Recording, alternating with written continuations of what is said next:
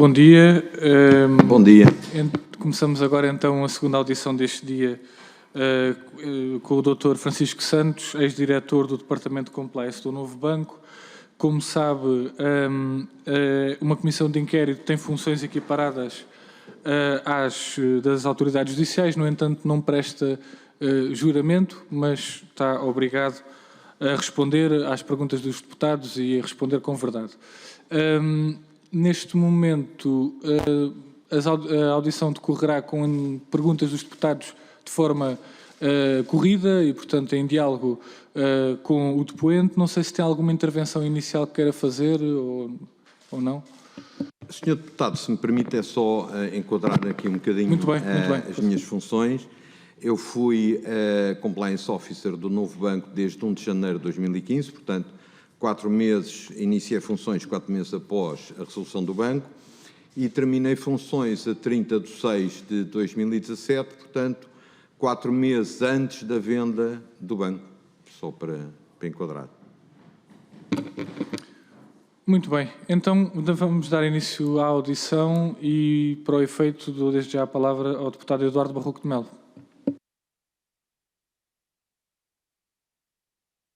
Muito obrigado, Sr. Presidente. Muito bom dia, Dr. Francisco Santos. Eu começava já por aí, relativamente às suas funções.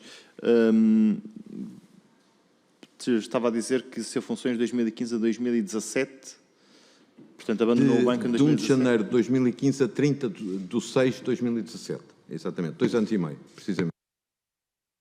Pronto. Portanto, acompanha essencialmente o início da vida do novo banco antes da venda, é isso? Absolutamente.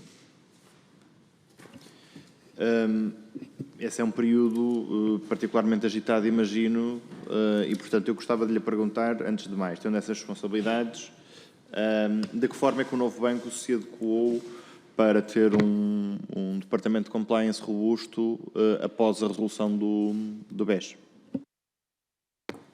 Senhor Deputado, portanto, eu fui nomeado dia 1 de janeiro e a primeira preocupação que tive foi olhar para o departamento, tentar identificar as fragilidades que pudessem existir e, grosso modo, na altura, identifiquei duas.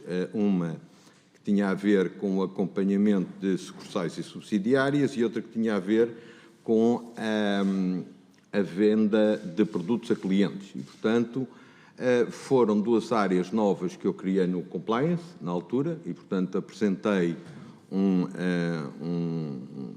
uma proposta de reestruturação do compliance ao CA do Novo Banco em fevereiro de 2016, que foi aprovada, e basicamente o que foi, houve, se quiser, 3 grandes alterações. A primeira foi precisamente a constituição da área de sucursais e subsidiárias, a outra foi também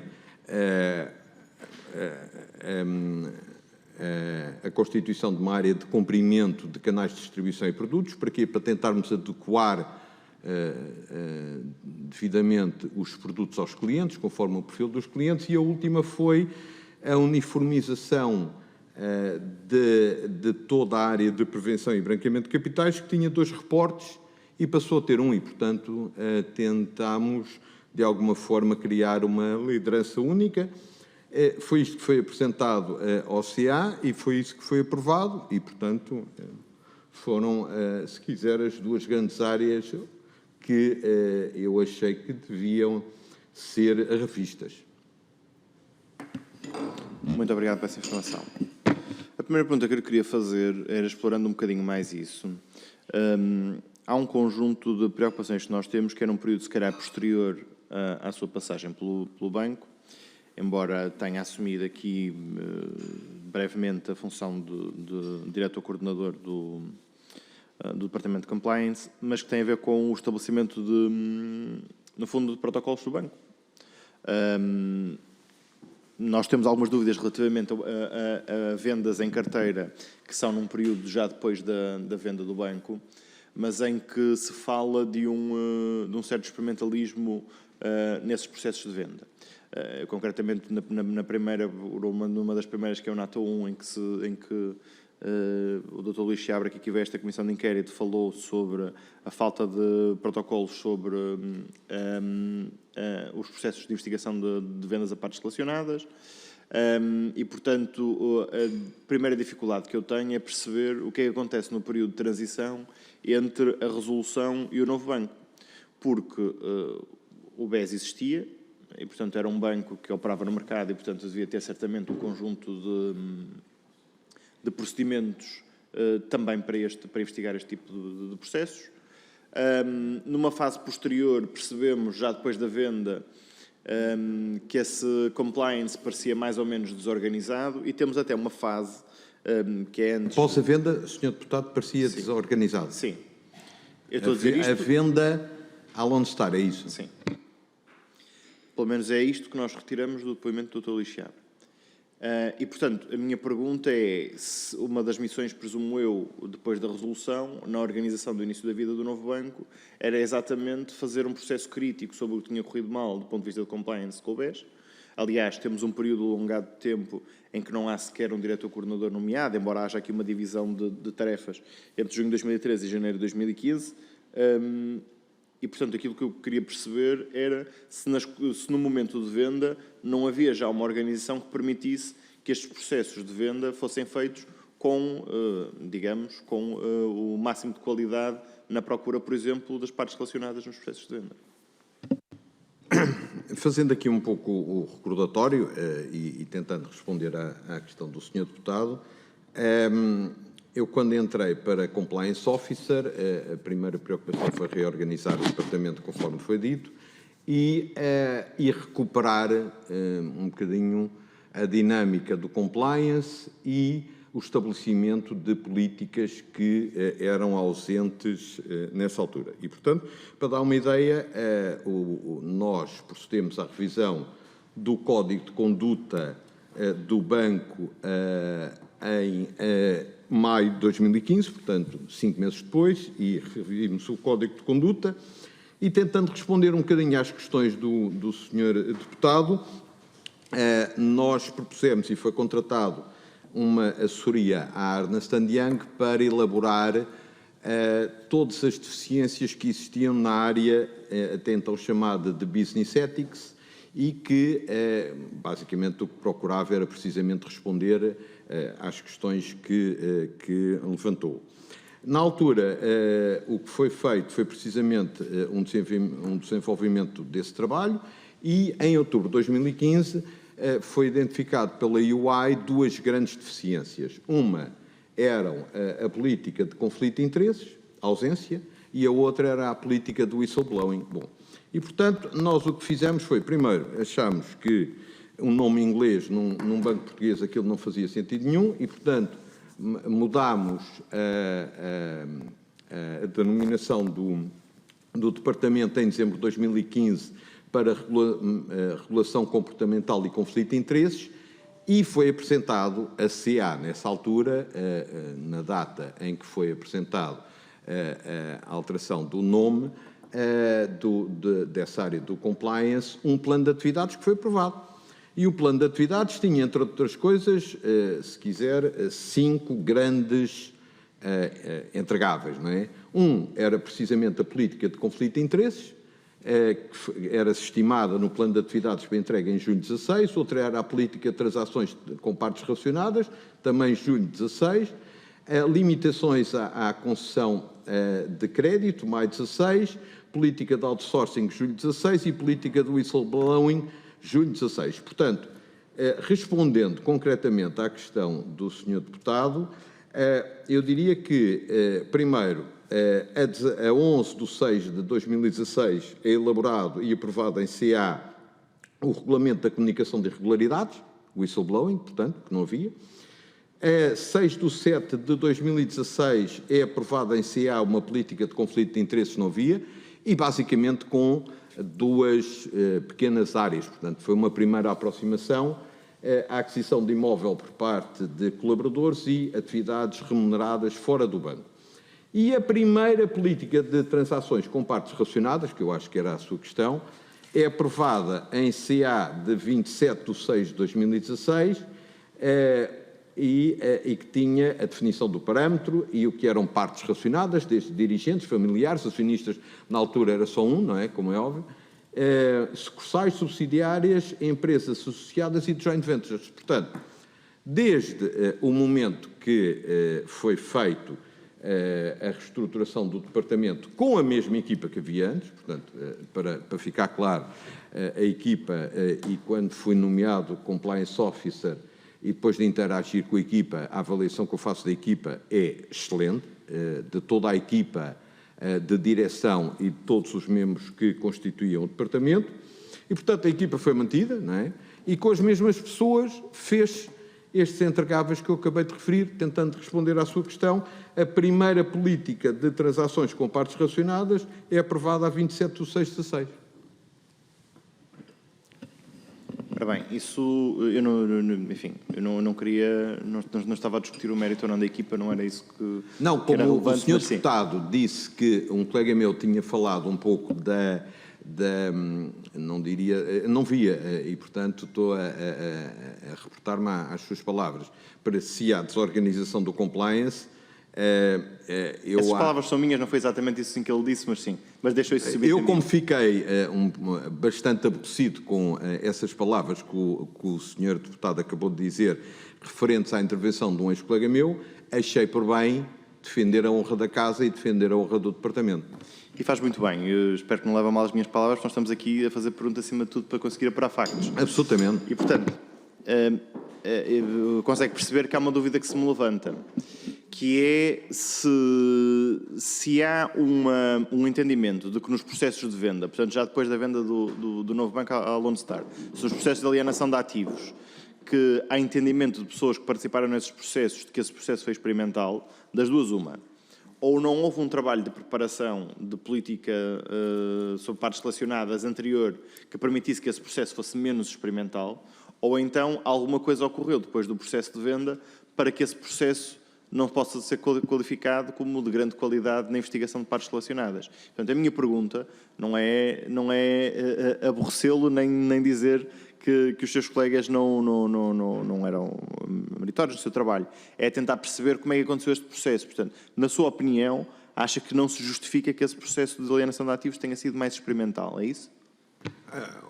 Senhor deputado, eu não posso responder por aquilo que eu não conheço. Portanto, o que eu posso responder é por aquilo que conheço. Aquilo que conheço é, nós fizemos uma política de transações com partes relacionadas em junho de 16, que foi a primeira política que existiu, foi feita pelo Departamento de Compliance na altura. O âmbito dessa política era fortemente reduzido, chamemos-lhe assim, porque, conforme eu disse, havia um acionista, que era o Fundo de Resolução, não é?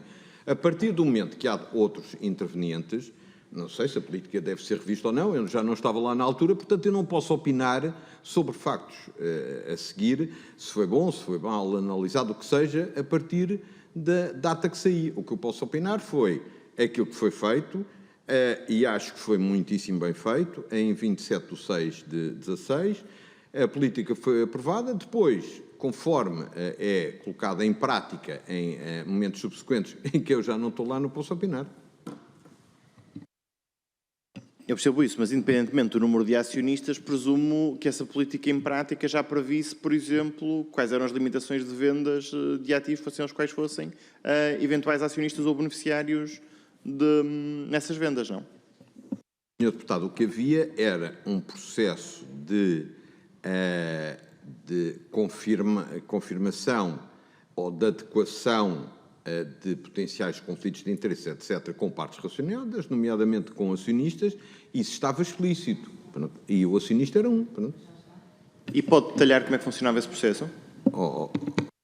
Eu peço desculpa, não vou dizer, é que de facto não me lembro, porque sei e tomei nota quando é que foi aprovado, e agora não sei que, nomeadamente, houve algumas transações que passaram, penso eu, pelo crivo também do Conselho Fiscal, mas posso estar errado, mas não posso, francamente, não me lembro. Lembro-me o que é que foi estabelecido. Agora, se me pergunta casos concretos, francamente não me lembro. Nem sei se houve, sinceramente, na altura em que estive lá, não é? Mas deixe-me fazer uma pergunta sobre um caso. Eu não sei se acompanhou, ou se ainda era do seu tempo, a constituição do FIAI de Luís Filipe Vieira por causa da tentativa de recuperação daqueles ativos de imobiliário. Não tenho ideia nenhuma que tenha passado pelo compliance, sinceramente, no período que estive lá. Nem me lembro de ter olhado para isto. Em que data é que foi? Desculpe. Depois agora estava a tentar recordar-me, não me recordo ao certo, mas terá sido em 2017, não sei a data ao certo.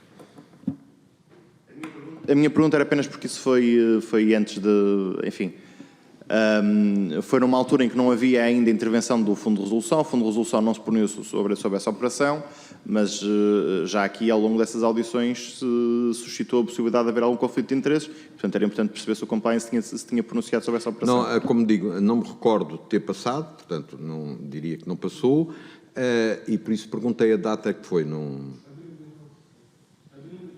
Sim, exatamente, em abril de 2017, sim. Pois, não me lembro de ter passado, saí do banco passado 2 meses, não...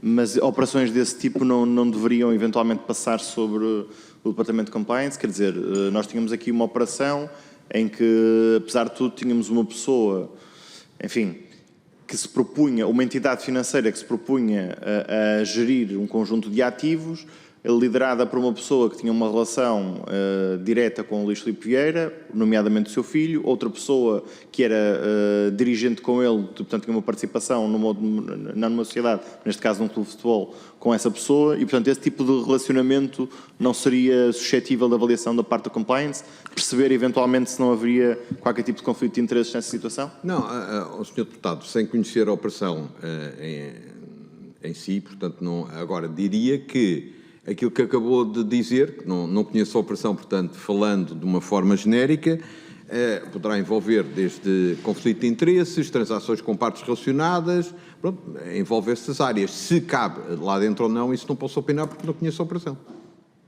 Eu vou só mesmo terminar, já estou a abusar do meu tempo, mas para evitar ir à segunda ronda. A minha pergunta, então, é muito objetiva, porque é importante perceber. Dentro da transformação que foram fazendo dentro do Departamento de Compliance, pelo que eu percebo, uma operação destas, que era uma operação volumosa, deveria, à partida, ser alvo, pelo menos, de uma avaliação do Compliance, para perceber se há exatamente esse tipo de conflitos de interesses. Por que razão é que uma operação deste tipo poderia não ir ao Departamento de Compliance? Sr. Deputado, pronto, insisto na pergunta e eu também insisto na resposta. Eu não conheço a operação, sinceramente, portanto, não sei qual é a operação em si. Agora, aquilo que descreve não é uma questão de montante. Portanto, o crivo não é montante. O crivo é essas partes são relacionadas, qual é o scope. Eu acabei de definir que, quando definimos a política de transações com partes relacionadas, englobava dirigentes, respectivos familiares, acionistas, sucursais, subsidiárias, empresas associadas, joint ventures. Portanto, o que nós definimos, inclusivamente na altura, foi o scope, a definição de partes relacionadas, que são estas. Portanto, pode garantir que essa operação não foi ao compliance, é isso? Sr. Deputado, eu não estou a garantir. O que eu estou a dizer é que o Sr. Presidente disse que foi em abril de 17. Eu saí em junho de 17 e tive 1 mês e pouco de férias, não é? Que ainda tinha dias para gozar. Primeiro, não posso dizer que a operação devesse ter ido ou não ao compliance. O que eu posso dizer é que não me recordo de a ter visto lá, no tempo que estive lá. Bem, tem agora a palavra a senhora deputada Mónica Quintela. Obrigado, Sr. Presidente, a quem cumprimento, senhoras e senhores deputados. Bom dia, Sr. Dr. Francisco Santos. Porquê que saiu do novo banco? Porque saí? Sim. Senhora deputada, saí porque achava que, primeiro, já não estava novo, segundo, acho que já tinha cumprido 30 e tal anos de banca, dos quais apenas 12 no BES, o resto foi tudo em bancos internacionais, e com 2 anos e meio no compliance, numa altura complicadíssima, acho que já tinha dado o contributo devido para a minha carreira profissional e também para o banco, e portanto já estava bastante cansado do compliance, para lhe ser sincero. E portanto queria sair, de facto. Muito bem. Sr. Doutor, e saiu para onde? Reformou-se? Reformei-me, já era administrador de uma empresa de distribuição cotada fora de Portugal, e já era, e portanto, e tinha sido aprovado ainda no BES, quando fui para lá para administrador não executivo, portanto, foi aprovado, diria, talvez em 2013, portanto, 8 anos antes de... E, portanto, sou reformado e sou administrador não executivo dessa empresa. Que já era, portanto... As perguntas que lhe vou fazer, seguintes, vou pedir para o Sr. Doutor de fazer um esforço para dizer as palavras correspondentes em português, porque os anglicanismos não são percebidos depois pela maioria dos portugueses, porque é uma linguagem mais hermética e as pessoas não percebem muito bem. Começo por perguntar, para que se perceba, todos nós sabemos, o que é que o Sr. Doutor fazia em termos de como é que organizou o Departamento de Compliance que encontrou e o que é o Departamento de Compliance e para que serve e qual a força vinculativa que tem? Senhora Deputada, bom, o Departamento de Compliance, como Compliance o nome indica, diz respeito a cumprimento de tudo, não é?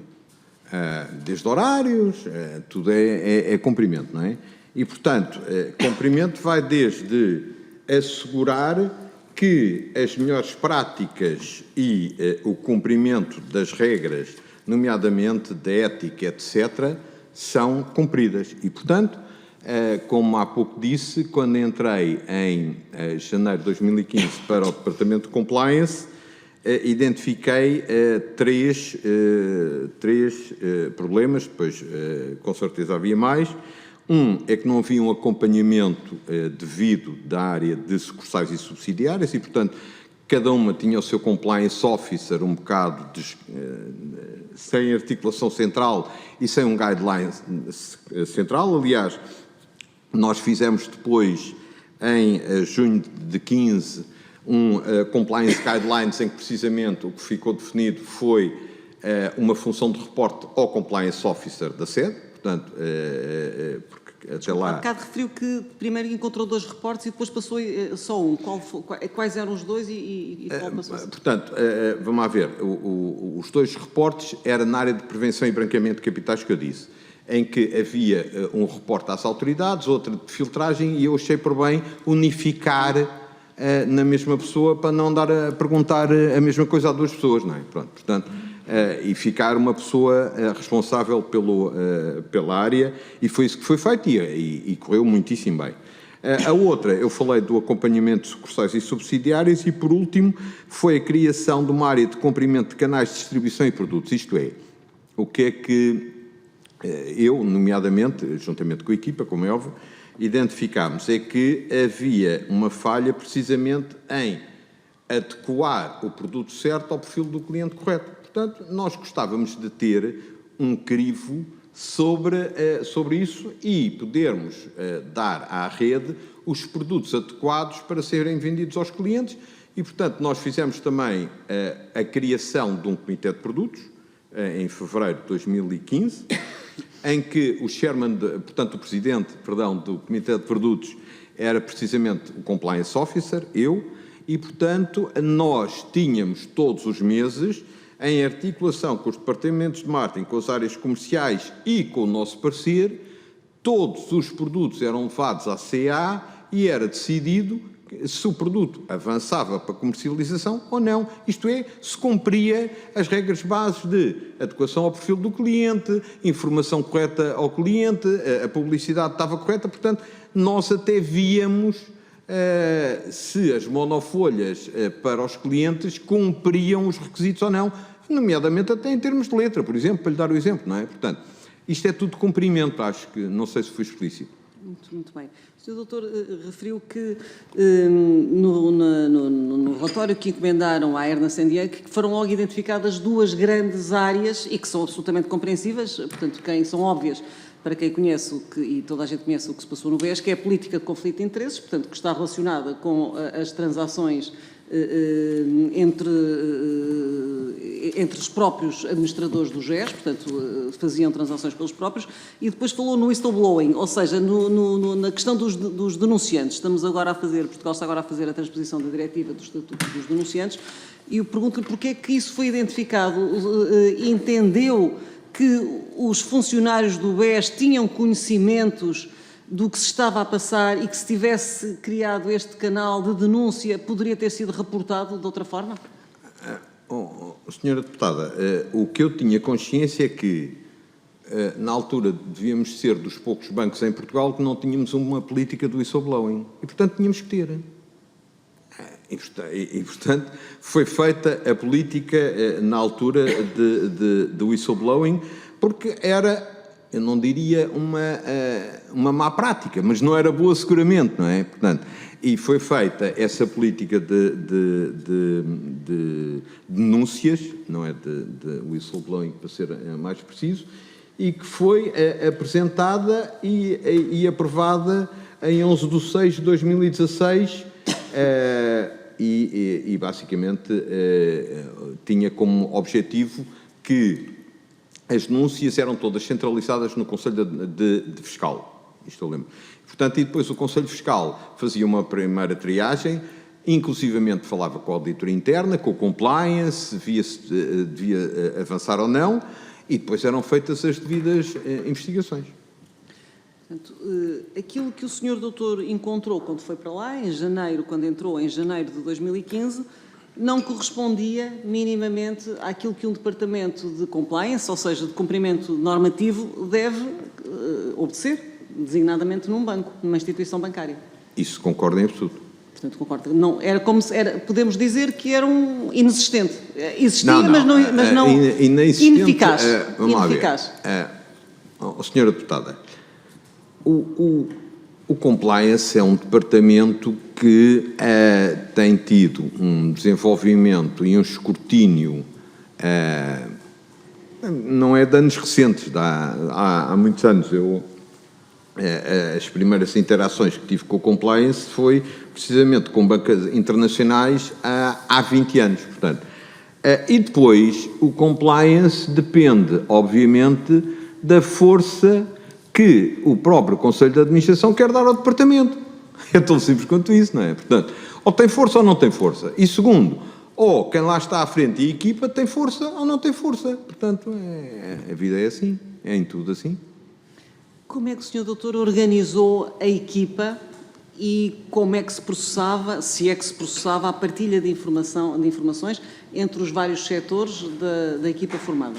Portanto, da organização do departamento. Primeiro, eu diria, pelo Conselho de Administração na altura, portanto estou a falar de janeiro de 2015, carta branca para fazer a reestruturação que entendesse que devia ser feita no compliance, portanto fizemos a reestruturação e foi muito discutida com a equipa de direção do compliance. As pessoas concordaram, fizemos a alocação das funções e a partir daí as coisas, eu diria que começaram a fluir, na minha opinião, muito bem. Por isso, aquele comentário há pouco, quando o Sr. Deputado tinha falado com um colega, tinha focado a desorganização do compliance, que é algo... desculpem voltar à questão, que é inaceitável para mim. Como Compliance Officer, acho que a equipa fez um trabalho magnífico. Nós fizemos 80 apresentações ao CA em 2 anos e meio. Já agora, para se ter uma ideia do trabalho do Compliance, não é? 80 apresentações ao CA. Portanto, e essas apresentações consistiam em quê? Em tudo, desde pontos de situação, desde temas de investigação que nós, per si, fizemos investigações aos Panama Papers por nós, fizemos identificação a clientes do banco que achavam que tinham perfil de risco de compliance. Isso fizemos tudo, tínhamos pontos de situação trimestrais ao CA, isso está tudo nas atas do Conselho de Administração e as apresentações estão lá todas. Foram 80 em 2 anos e meio, portanto, o que dá cerca de 2,7 por mês. Portanto, ainda foi bastante trabalho, incluindo férias. Sr. Doutor, e que meios tinha à disposição para poder fazer essas investigações, que eu acho extraordinariamente meritórias? Senhora deputada, eu repito, as pessoas que encontrei no compliance, e por isso há pouco a senhora deputada perguntava, então, mas isso, o que é que mudou? Então depois correu bem e antes corria mal? As pessoas eram as mesmas. Portanto, e o que é que eu acho? É que faltava não só força do departamento, não é? E força ao compliance officer, como faltava um adequado guião do trabalho das pessoas. Aquilo foi feito com as mesmas pessoas e com o mesmo número de pessoas. Portanto, o que foi feito e o que acabei de escrever foi exatamente as mesmas pessoas que estavam lá na resolução. Bem, e estas pessoas, portanto, o Sr. Doutor deixou a casa arrumada, pelas palavras que aqui proferiu, e aptas a prosseguirem o trabalho de qualidade que desenvolveram durante o período em que o Sr. Doutor lá esteve. Estou totalmente convencido disso. E volto a perguntar, como é que se passava a partilha de informações entre os vários departamentos, dentro do departamento, ou áreas, como lhe queira chamar, do compliance? Do compliance. Por exemplo, do controle de sucursais isso das partes relacionadas, conflito de interesses, como é que... Modelo de governo, quer saber o modelo de governo do compliance. Exatamente. Quando iniciámos isto em janeiro de 2015, a primeira coisa que fizemos foi uma reunião mensal com toda a direção do compliance, que eram para aí 12 pessoas. Portanto, nós tínhamos todos os meses uma reunião mensal do departamento, de todas as áreas, em que cada pessoa dizia o que é que estava a fazer, o que é que iria fazer, e cada um opinava da interligação, que se calhar podíamos ir além ali, ou ajustamento para lá. Portanto, isso, tínhamos um modelo de governo de informação dentro do departamento que foi estabelecido, que era uma reunião mensal, para além, obviamente, das reuniões one-to-one que tínhamos, um para um, não é? Mas tínhamos um modelo de reuniões mensais de toda a direção do compliance. Muito bem. Sr. Doutor, como é que, portanto, para agilizar procedimentos, a equipa partilhava a informação e toda a gente sabia o que se passava? Absolutamente. Quais eram os normativos adotados para fazer o despiste do RCBE? Do relatório... Do beneficiário... dos Ultimate Beneficiary Owner, é isso, do beneficiário último. O Registro Central do Beneficiário Efetivo, em português.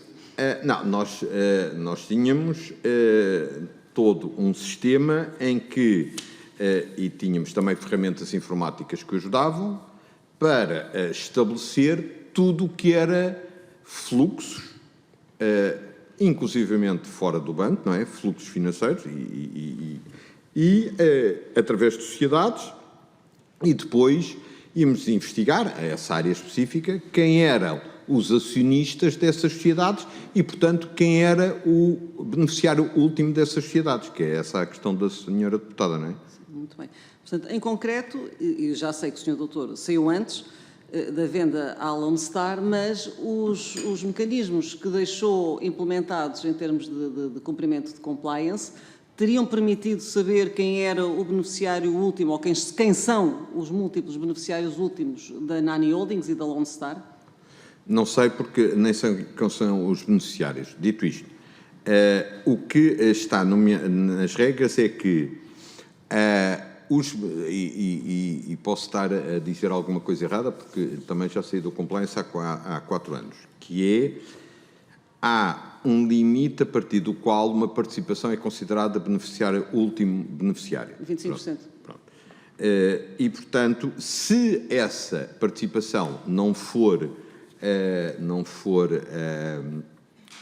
se verificar, os beneficiários últimos, se bem me recordo, são considerados os dirigentes da sociedade.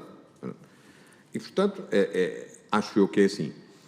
E, portanto, o que era feito era identificar as participações na sociedade e se era acima de 25% sim ou não, e se não fosse, passávamos para outro tipo de análise, que era ver quem eram os dirigentes dessas sociedades, que eram considerados, se o capital se ponha a senhora deputada, acho que é assim, todos os acionistas têm 2%, portanto não há um beneficiário último da sociedade, não é?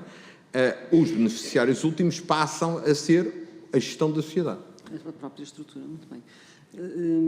Sr. Doutor, nós já sabemos que quando da venda das várias carteiras, o senhor não estava, de resto o Sr. Doutor saiu inclusive antes da própria venda à Lone Star, mas nas várias auditorias que foram realizadas foram identificados procedimentos anómalos em termos de departamento de compliance, de procedimento normativo.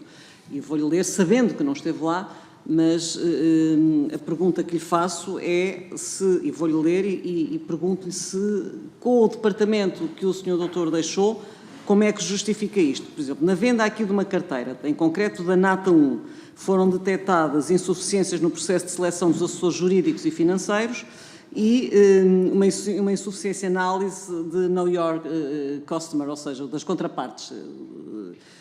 E na venda da carteira, de uma carteira Viriato... Se me permite, só respondendo à primeira questão, eu acho que não cabe ao compliance selecionar assessores jurídicos. Isso aí era o que faltava, não é? Acho eu. Não, Portanto, deficiente. então, mas isso não pode ser imputado ao compliance. Então o compliance é que ia selecionar os advogados que iam analisar o processo? Não. O que o compliance podia fazer era identificar se esses advogados têm algum conflito de interesse ou com partes relacionadas com negócios que tenham havido agora, não havido no passado agora. Não cabe ao compliance selecionar os advogados, não é? Não, senhor, não era o compliance que ia selecionar.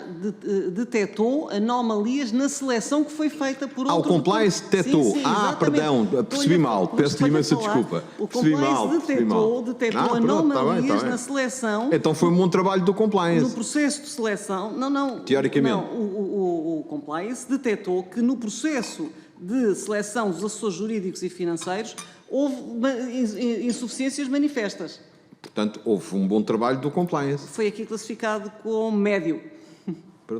Se identificou, isso o compliance é que tem de responder, não é? Mas se identificou, olha, serviu para alguma coisa ter identificado isso, bem ou mal, não é?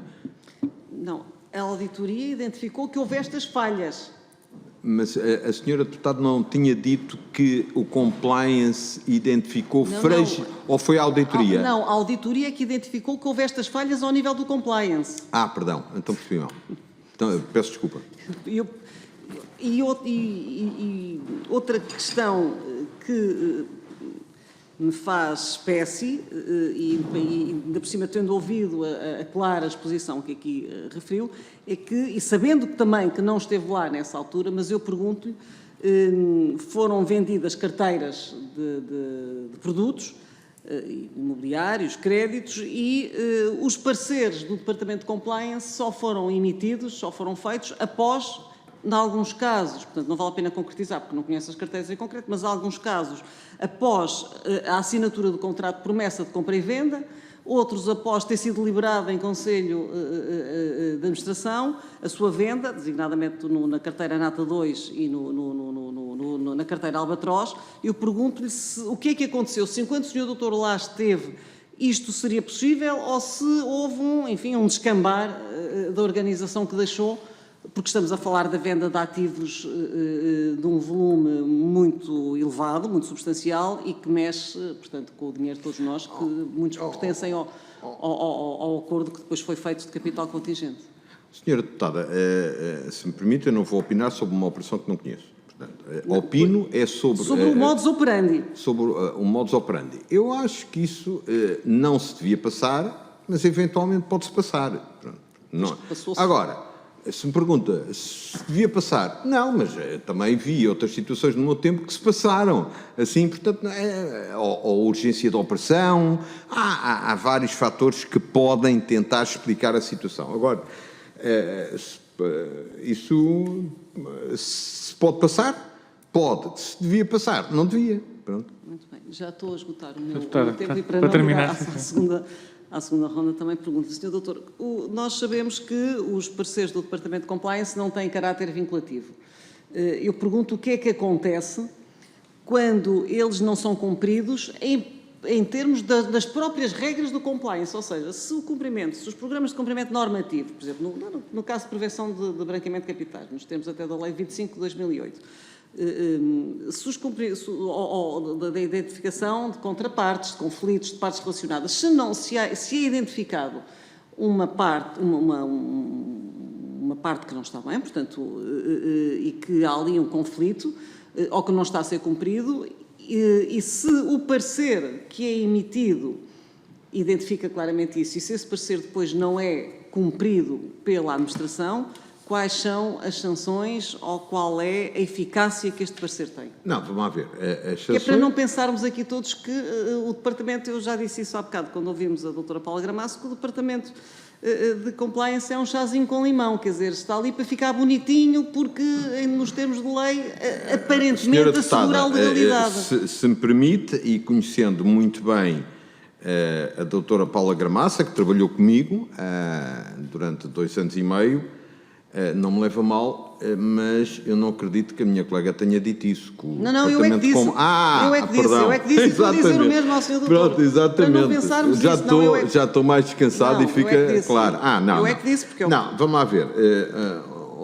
Senhora deputada, chá de limão ou de laranja ou o que for é que não é, porque primeiro há regras que não são cumpridas, há coimas graves, como o Novo Banco pagou, coimas de compliance em Cabo Verde, por exemplo, se não é cumprido.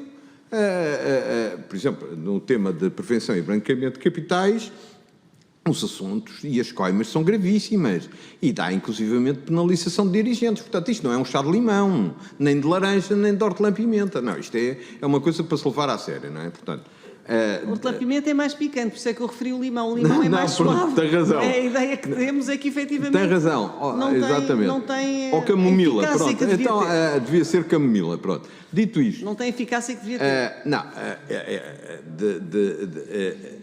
tem uma força bastante grande, um não cumprimento de uma instrução do compliance. Eu queria lhe dar o seguinte exemplo, que é o seguinte, já agora, nós, uma das coisas que identificámos precisamente no departamento é que devia haver, e respondendo também um pouco à questão que colocou há pouco, então qual é a articulação também, não só no departamento como nos outros departamentos. Nós, precisamente para melhorar essa articulação, criámos no final de 2016 o Comitê de Compliance. O Comitê de Compliance tinha precisamente o objetivo, foi criado por uma norma, no nosso tempo, no final de 16, agora está-me a falhar as datas, mas o primeiro Comitê de Compliance foi em 22/5/2017. Pronto. E, portanto, foi criado o Comitê de Compliance para, juntamente com os administradores, nomeadamente dos pelouros comerciais, nomeadamente com o pelouro do Compliance e os comerciais, identificar, por exemplo, o Compliance decidia que a conta do Francisco Santos não era aberta. Depois lá vinha a pressão comercial de abrir a conta do Francisco Santos e, portanto, aquilo, se nós achávamos que a conta não devia ser aberta, não era aberta, ponto final. Aliás, uma vez, recordo-me que nós decidimos a não abertura de uma conta e houve um administrador que precisamente veio dizer que não concordava e insistia e, nomeadamente, a minha posição foi, olha, eu continuo a dizer que a conta não é para abrir. Portanto, para resolver isto, vamos fazer uma exposição ao Banco de Portugal, à área respectiva, para opinar se a conta deve ser aberta ou fechada. Bem, até hoje devemos estar à espera da resposta ao banco, não é? Mas pronto. Era usual esta falta de resposta por parte do Banco de Portugal? Não estou a dizer que é usual, mas passou-se neste caso, por exemplo, não é? Que houve uma insistência de um administrador para abrir uma conta e nós dissemos, olha, a conta não é para abrir. Portanto, não é para abrir, vamos perguntar ao regulador se tem a mesma opinião que nós ou não. Portanto, tudo depende um bocado eu diria, da força que o departamento tem. Agora, um não cumprimento tem coimas brutais, pessoais, à instituição. Aquilo não é um chá de limão, não é? Desculpa. Não, fico mais tranquila por ouvir isso e é pena que não tenham, enfim, tido a eficácia que esse departamento exigia que tivesse. Mas este é apenas um comentário, já não é uma pergunta, porque o meu tempo esgotou-se. Muito obrigada. Muito bem. Então, Dr. Francisco Santos, eu vou fazer a minha inquirição a partir desta mesma posição. Acho que não vale a pena estarmos aqui constantemente a trocar de lugares e, portanto, peço que o meu tempo seja contado, embora eu não conte esgotá-lo todo. Mas, de qualquer forma, peço que comece a contagem do tempo. Relativamente a uma questão que mencionou, que é relativamente à força que tem o compliance e a força que lhe é dada, não é? Foi uma das questões que disse nas suas respostas. Nós resta-nos saber que força é que passou a ter, entretanto. Isso é uma questão que ainda temos que perceber, porque há vários pareceres que não tiveram qualquer tipo de consequência. A pergunta que lhe tinha para fazer era sobre a interação entre o Fundo de Resolução e o Departamento de Compliance. No período em que o senhor lá esteve, o Fundo de Resolução era o único acionista do novo banco. Portanto, além de zelar pelo interesse público, era também o acionista do banco. Gostaríamos de saber que tipo de interação é que existia, se havia pedidos de informação, se a informação dos pareceres condicionais ou negativos do compliance chegavam ao Fundo de Resolução e ao Banco de Portugal, e designadamente este exemplo que deu agora, de que havia cartas que seguiam para o Banco de Portugal e que não tinham qualquer resposta. Quantas vezes é que isso aconteceu e como é que era esta interação, no fundo, com o Fundo de Resolução e com o Banco de Portugal? Sr. Presidente, enquanto eu estive lá, eu não tive qualquer intervenção ou articulação com o Fundo de Resolução. Nenhuma. Não, nem reunião tive. Francamente, não me recordo. Portanto, não. Agora, já vi que aquele exemplo que eu dei não devia ter dado, porque eu não disse que não havia resposta. O que me limitei foi a dar um exemplo de um caso para se ver, quando a senhora deputada perguntou, então, mas vamos lá ver, as recomendações do compliance são cumpridas ou não? Globalmente, eu diria que foram, enquanto lá estive, sinceramente, pode não ter sido uma ou outra, mas isso é como tudo na vida, não é? Não se tem de cumprir a 100%, aliás, porque a razão também não está sempre de um só lado, portanto, isto tem de se ver a parte comercial, etc. Portanto, e ainda bem que há um bocadinho aqui o contraditório, que era por isso que servia o Comitê de Compliance. Dito isto, com o Fundo de Resolução não tive qualquer articulação e por favor, não infiram daquilo que eu disse que cada vez que se perdia uma resposta ao Banco de Portugal não havia resposta. Eu limitei-me a dar um exemplo em que não houve resposta e, se calhar, nem devia haver resposta, para lhe ser sincero. A minha pergunta era se isso aconteceu mais vezes, quantas vezes é que aconteceu? Não, que eu me recordo, não aconteceu mais vezes, não é? Só me recordo desta, foi muito específica. Referiu há pouco que que fizeram ao longo deste período em que esteve no Departamento de Compliance mais de 80 ações, pareceres relativamente a operações e a ativos em concreto. Já respondeu há pouco que relativamente à reestruturação da dívida da Promovalor, que acontece neste período em que ainda está como no Gabinete de Compliance, não tiveram qualquer iniciativa, nem intervenção vos foi solicitada, nem o Compliance solicitou a ter algum parecer sobre esta operação de reestruturação. Ainda assim, portanto, estamos a falar de um dos maiores devedores do banco. E, portanto, não tiveram qualquer iniciativa, nem vos foi solicitada qualquer iniciativa sobre esta reestruturação de um dos maiores devedores do banco. Em que data é que foi, desculpe? Começou em abril de 2016, as primeiras interações, e depois foi até 2017. Não foi. Pronto, é só para que fique registado sim, que estamos a falar de um dos maiores devedores e que o compliance não teve qualquer intervenção nessa reestruturação. Queria perguntar, relativamente à venda da tranquilidade que ocorre, é terminada a 15 de janeiro de 2015, portanto num período em que ainda está no Departamento de Compliance, se relativamente a essa venda, também importantíssima, tendo em conta, enfim, estamos a falar de uma seguradora histórica e com peso como é a Tranquilidade, se nessa operação o Departamento de Compliance foi ouvido de alguma forma ou não? Senhora Presidente, não, relativamente a essa operação em concreto, e feita a 15 de janeiro, deve ter sido a conclusão, porque eu recordo-me de ter ouvido falar da operação muito antes, eu estou a dizer para aí setembro de 2014, algo assim, que foi fechada mais ou menos a operação. Nos 15 dias que coincidiu com a minha permanência a Compliance Officer, não passou por nada pelo Compliance. Tem alguma informação de que no período anterior o compliance tenha... Não tenho. Não tenho porque também não perguntei. Pode ser que tenha existido, sinceramente. Portanto, não... Muito bem. Eu, da minha parte, não tenho mais perguntas. Portanto, registro para a segunda ronda um pedido do deputado Eduardo Barroco de Melo e, portanto, passo desde já a palavra, sendo que nesta ronda as perguntas são todas feitas em conjunto e peço-lhe então que possa tomar nota das perguntas para que responda no final da intervenção Sim. dos Obrigado. deputados que pretendam intervir e passo então a palavra ao deputado Eduardo Barroco de Melo.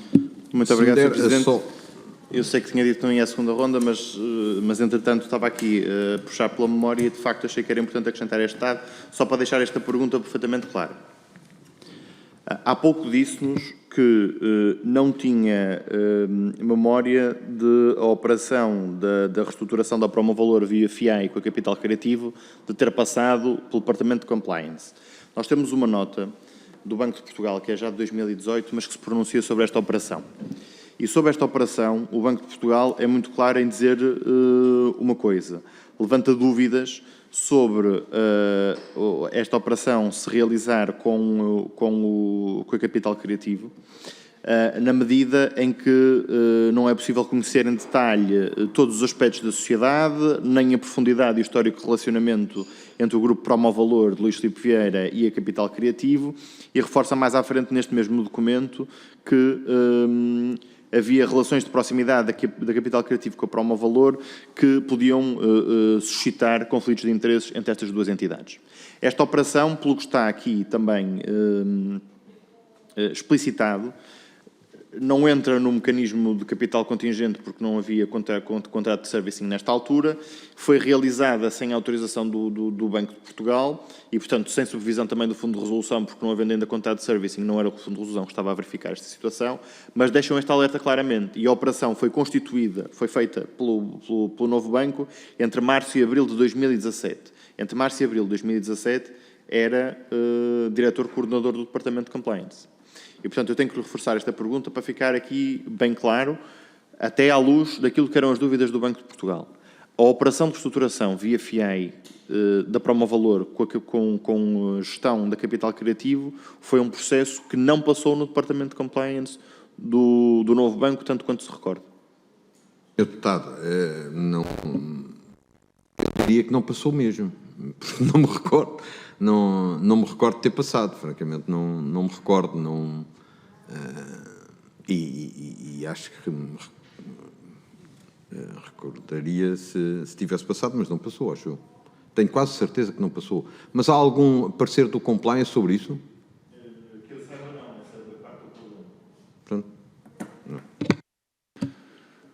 Muito bem, então registro mais pedidos de intervenções nesta segunda ronda, nem na terceira, e, portanto, damos por terminado esta nossa audição. Resta-nos agradecer ao Dr. Francisco Santos pelos esclarecimentos que deu a esta comissão e recordar que a nossa próxima audição será às 15h30 com o Dr. Daniel Santos e, portanto, desejar a todos um bom resto de dia e até logo. Tarde.